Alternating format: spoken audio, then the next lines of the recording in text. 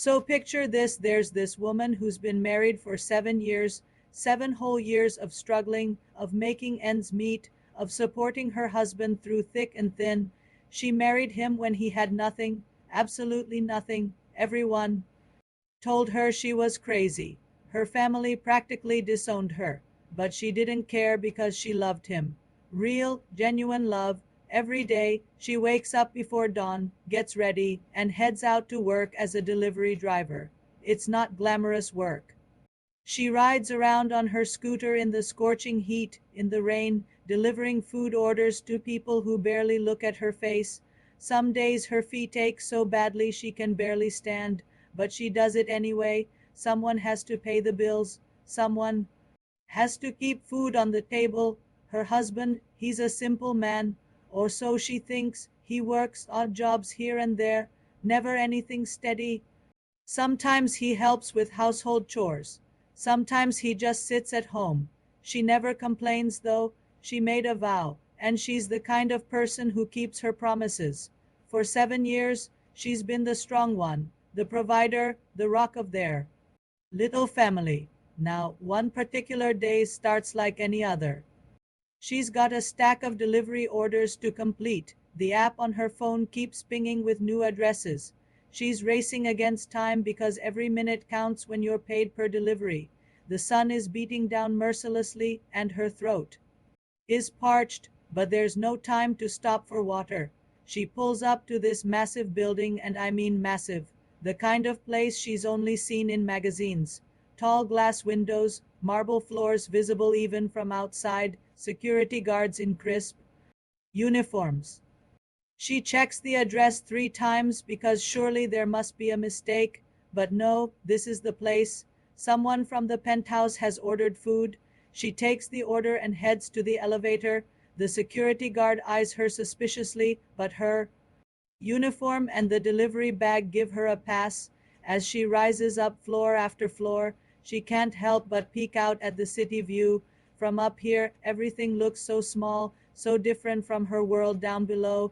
The elevator doors open, and she's standing in front of just one door.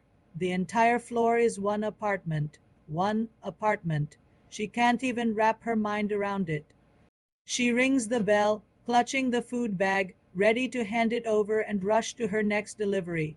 The door opens and time stops. Standing there, in expensive loungewear that probably costs more than her monthly salary, is her husband. Her husband, who left home this morning saying he was going to look for work at a construction site. Her husband who complains about not having money for new shoes. Her husband who she's been supporting for 7 years, but he's not alone. There's an elderly man beside him, distinguished looking, wearing a suit that screams old money. There are other people in the background, all dressed formally, all looking at her with varying expressions of surprise and discomfort.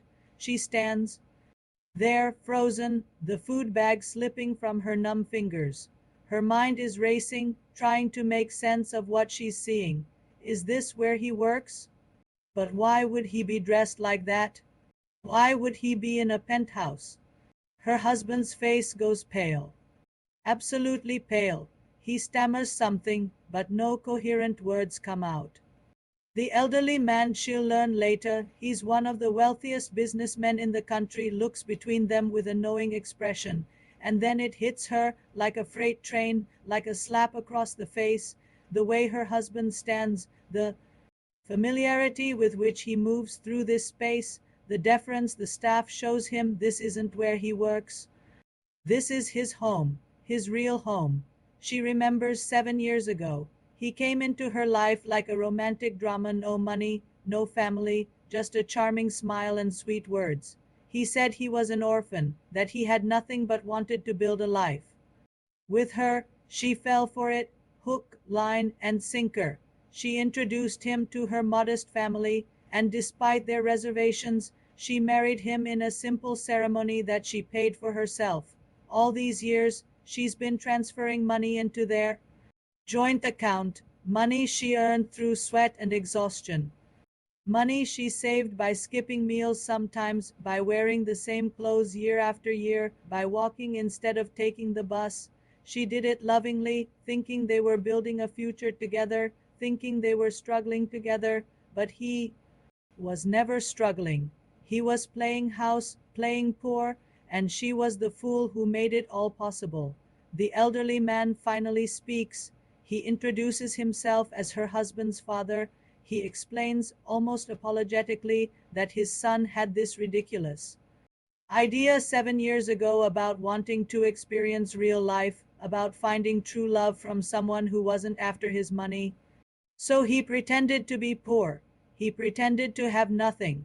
The father had gone along with it, thinking his son would tire of the game in a few months. But 7 years passed, 7 years of watching his son live off this woman's hard work while having billions in the bank. The father had wanted to intervene many times, but his son kept insisting he would reveal the truth when the timing was right. She stands there listening to all this, and something inside her just breaks, not loudly, not dramatically. It's a quiet breaking, like ice cracking beneath still water, all those memories flooding back every time she worked double shifts while he stayed home, every time she defended him to her family, every time she went to bed hungry so he could eat, every birthday she forgot to celebrate because they couldn't afford it, and the worst part, he had let her. He had watched her struggle, watched her sacrifice, watched her give everything, and he had let her. Day after day, year after year, he had let her believe they were in this together, that poverty was their shared burden, that love would be enough, but it was all a lie. Their entire marriage was built on a foundation of deception. She was living in reality while he was playing a game, a 7-year-long game. The tears come then. Not because she's sad, well, she is sad, devastatingly so, but because she's angry, furious at him for lying, at herself for being so blind, at the universe for this cruel joke. She looks at him one last time, this man she thought she knew, this stranger wearing her husband's face, and she realizes she never knew him at all. How could she? You can't know someone who's been performing for you all along. She turns and walks away, leaving the food on the floor, leaving him calling after her, leaving 7 years of her life in that penthouse. As the elevator descends, carrying her back down to her world, she makes a decision. She's done being anyone's experiment, done being a fool for love. By the time she reaches the ground floor, she's already planning her next move, lawyer, divorce, fresh start, because if 7 years taught her anything, it's that she's strong enough to survive anything, even this.